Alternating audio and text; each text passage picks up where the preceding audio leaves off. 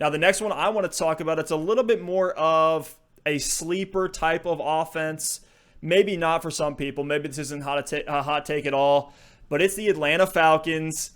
And I want to start off talking about the Falcons with Matt Ryan. He's always been a fantasy option. He's finished as a QB1 pretty much every year of his career. And honestly, he is a guy I'm looking at seriously in 2020 redraft. And I'll explain why here. In fantasy drafts, Matt Ryan is probably the best quarterback name to me on the board if you load up on all those other positions early in your draft. So look at some of the running back names here. By the time we hit Matt Ryan's ADP, we got Sony Michel, Matt Breida, DeAndre Swift. At wide receiver, we have John Brown, Marvin Jones, Darius Slayton. I do like some of those names, especially as deep sleeper options. Yeah, I love Jones and Slayton. But look, if you're a guy that's like, I don't want to punt the quarterback position, I need something there. You may be in your league that you take a lot of quarterbacks. There's other guys in your league that grab 2 or 3 early on in the draft. Why not grab Matt Ryan just to get that safety at the quarterback position when the other names you're looking at there are pretty gross? I don't mind going tight end there either, but it is a pretty big drop-off. You're looking at Tyler Higbee, Austin Hooper. Personally, I'd rather wait and maybe get a Mike Gesicki or a Noah Fant at my tight end spot if I didn't grab a top 5 tight end name. Hey, I'm big on Higbee this year. But Hooper, I agree with you. Hey, maybe you lean that way a little bit. I have some concerns there. We'll have a whole episode where we can break down Higbee. But I like Matt Ryan a lot this year in redraft, and the Falcons are going to pass a ton. They led the NFL with 684 pass attempts last year. That is an insane margin. The team that had the second most pass attempts had 51 less than the Falcons did. Wow. They finished 5th. It was. Actually, no, it was Carolina, another divisional team. So, yeah, they finished 5th in passing attempts in 2019 as well. So, this is another one where there's tons of targets to go around. Julio Jones, what more can I say about him? He might be the best wide receiver in the NFL right now. He was the wide receiver 3 last year. Before that, he was a wide receiver 4, and he hasn't finished outside of the top 7 since 2014. So I don't have anything else to say here about Julio Jones. But let's talk about Calvin Ridley, who had a mini breakout last year for a little bit. After Mohamed Sanu was traded in Week 7, here's Ridley's average stat line. He had 14 targets a game, 5.5 receptions a game, 82 yards a game, and a touchdown every other week. So we're looking at 17.7 fantasy points a week in PPR. You love that value. 14 targets a game? You can spot check me here, but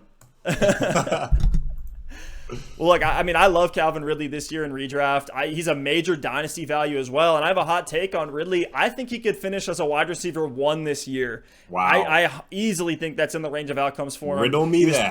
Riddles you that. He was taken in the first round out of Alabama. He's 25 years old, 6'1", 190. He looked great on film last year. I'm going to need to do a video soon breaking down his tape, hop in that fantasy film room.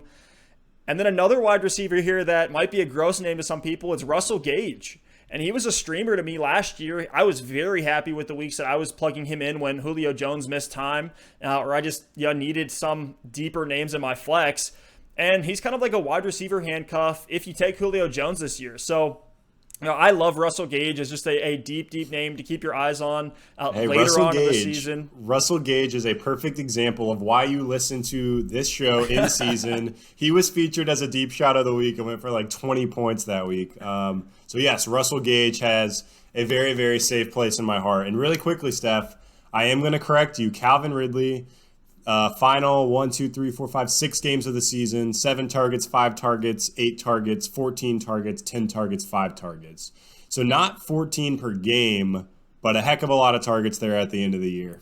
Gotcha. Maybe I didn't carry the 1 or something like that. But thank you for correcting me. I will post whatever the real number is down below. I expect you to do the same to me. Bottom line, he got a shitload of targets. Now let's talk about Todd Gurley. Some people didn't love this signing for Atlanta, but I absolutely adore it. I love his fit in the Atlanta offense. Look at what the Falcons have been trying to do over the last couple of years. We had Devontae Freeman last year, 185 carries and 59 receptions. That's a lot of receiving volume for running back. Todd Gurley was great in 2017 and 2018 in the passing game. He showed that to be a key part of his skill set. With the Rams, he had 64 and 59 receptions, both of those years before the Rams kind of switched things up in 2019. The Falcons, for a while now, have asked their backfield to be great through the air. We think back to Tevin Coleman when he was splitting carries with Freeman, and he was finishing as an RB2 in PPR leagues. So, Gurley, he's shown time and time again, he is elite when it comes to scoring touchdowns. He has a 59% success rate in the red zone on the ground. This was just in 2019. But wow. This man is just good at football. He has a nose for the end zone. He's put up double-digit touchdowns in the last 3 seasons. So add in the air usage, proven scoring ability. I think Gurley has RB1 upside if he stays healthy. Now, of course, the main concern with Todd Gurley is the knee. I mean, he played fine all last year. He had more attempts than Freeman did with 223. Atlanta has Gurley on a 1-year deal, so they're not trying to preserve him for some long-term value there. He has great matchups in the first half of the season, and then things get a little bit tougher. So maybe you trade him before that swing hits if things look a little shaky. And, really, I'm completely okay with taking Todd Gurley in a redraft, but just know that you're going to need to hedge a little bit. So maybe you take a running back in the next round or two, grab a Devin Singletary, a Le'Veon Bell, a Kareem Hunt, just to kind of hedge a little bit in case Gurley goes down. But I love him as a fit in this offense. Steph, yeah, I love that. And to that point, that's what I was going to bring up, is that Gurley's on a 1-year deal. The Falcons have no need to preserve that knee.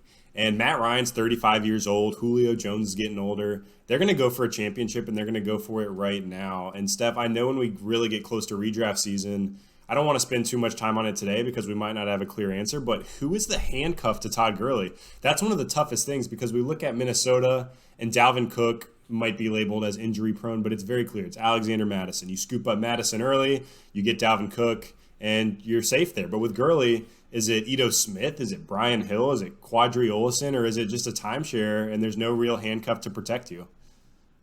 Yeah, I don't know. This is one we're going to have to dig into a little bit. I would feel a lot better if I just had Kareem Hunt sitting on my bench. I know that. Very true, very true. And Steph, one more guy on the Falcons that I actually think could break out this year is Hayden Hurst. The Falcons traded Mohamed Sanu mid-season to the New England Patriots. I think Austin Hooper was a big beneficiary of that last season, and also Calvin Ridley. But now Austin Hooper's gone. He left in free agency and went to the Cleveland Browns. And the Falcons filled that void by trading a second-round pick for Hayden Hurst. Yes, the Falcons traded a second-round pick for Hayden Hurst. Wow. And the Texans traded DeAndre Hopkins for a second-round pick. So just let that simmer in your head for a second. But Austin Hooper, we've really seen a steady breakout over the last couple seasons. He's progressively become more and more involved in this offense. In 2017, he had 65 targets, then 88 in 2018. And last season, in just 13 games, he had 97 targets in this offense. No, I don't think Hayden Hurst comes in and assumes all those targets, but they like to use the tight end in the passing game, and all 97 of those targets are not going to be split up between Julio Jones and Calvin Ridley. So I think Hayden Hurst is a really good sleeper name in the tight end position, and if you do want to wait, you could pick him up, pick up Matt Ryan, and have a really nice quarterback tight end stack on the cheap. Yeah, I think Hurst could be a huge value this year. We keep talking about streaming the tight end position in 2020, and Hayden Hurst is one of the reasons for that. The tight end landscape is expanding a little bit, it feels like. So I absolutely love Hurst. We'll see how he starts out this year. And I think he's a guy, if he shows promise early, you can pull the trigger on him and try to trade for him. He's not one I may necessarily invest in right off the bat, but Hurst certainly could have a lot of value. We've seen a lot of end zone touches and scoring from Austin Hooper over the last couple of years.